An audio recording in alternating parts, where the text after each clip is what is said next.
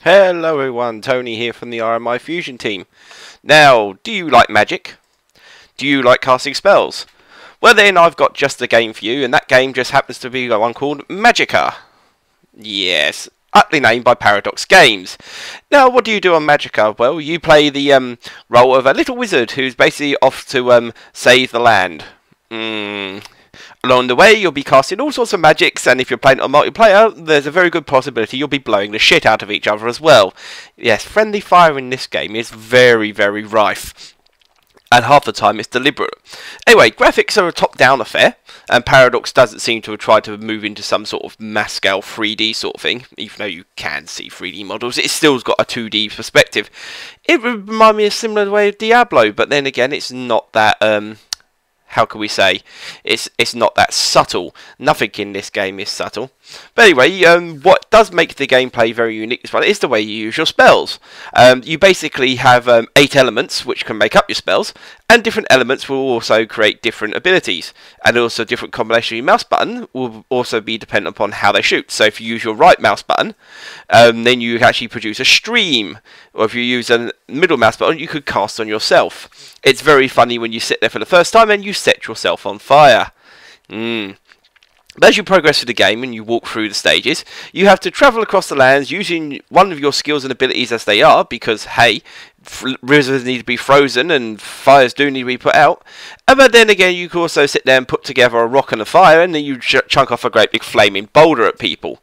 Yes, it's fun when you do this one. And you can mix some magic, so it's all good. So play about your spells and see what they actually do for you as you progress. I've not actually managed to finish the whole entire game off, but what I've done of it so far, it's been quite pleasing to actually sit back and play this game. I haven't had a boring moment. And when we did play this amongst the team on multiplayer, yeah, we kind of ended up killing each other rather rapidly through misfires, where deliberate or undeliberate. Yeah, there's no protection in this game from anybody else's spells. So if somebody chucks a fireball in the wrong direction, you get caught in a blast, you're going to get blown away as well. It all comes to as part of the fun which actually makes this game good.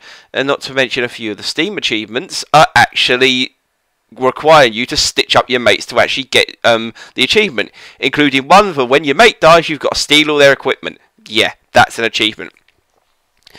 But what I would say for the price, it's actually not a bad game. It's only about $9.99 on Steam. I know it's available in the Xbox Marketplace, but Xbox Live Arcade, sorry.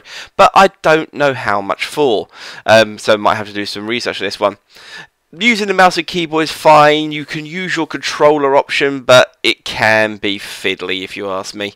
It's yeah, I just don't like the way you have to use the analogs to actually change the spell types. It's much easier just to bash the keys on the keyboard. So if there's somehow you could use a keyboard on the Xbox version, that would be handy, but I doubt it's going to happen somehow. Anyways, what else does this game boast? Well, there's a lot of DLC already available for it. Too much, if you ask me.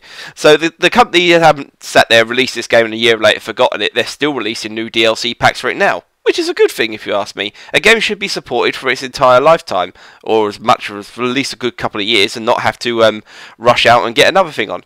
Yeah, remind you of anybody? I'm not saying. But all in all, this is a very, very fun game. I do recommend if you catch it cheap on Steam, or if it goes cheap on the live marketplace, then definitely give it a go. The other things that are, so what do I like about this game? Well, I like the sense of humour this game actually has. It has a very, very wicked sense of humour. Especially with the first character coming up, he sits there and says, "Hi, I'm Vlad, I'm totally not a vampire." Yeah, but you can tell he is. That's the whole strange thing about it. There's a lot of slapstick involved in it. And also, your wizard could actually be personalised with a numerous amount of actual robes you can wear. As you can see by the way I'm here, I'm actually wearing the Day of the Tentacle robe. Yay! So you can be everyone's favourite anti-hero from the Day of the Tentacle series. Fantastic fun, if you ask me. And each of the robes have different abilities, so choosing which ones you want to go through is various down to your choice and your playstyle. Like there's an old-fashioned Cthulhu Investigator style one. There's a Warhammer 40k Marine style one. There's even a World of Warcraft style piss take one. So there's something for each occasion, including also, which comes to mind, the Vietnam War one, and also what else comes in is the sort of a Nippon Chinese one. So pick and choose. It's all very, very good. Is this game worth getting? I've said it before. Yeah, I definitely think it's worth getting. This is Tony signing out, and I'll see you all soon.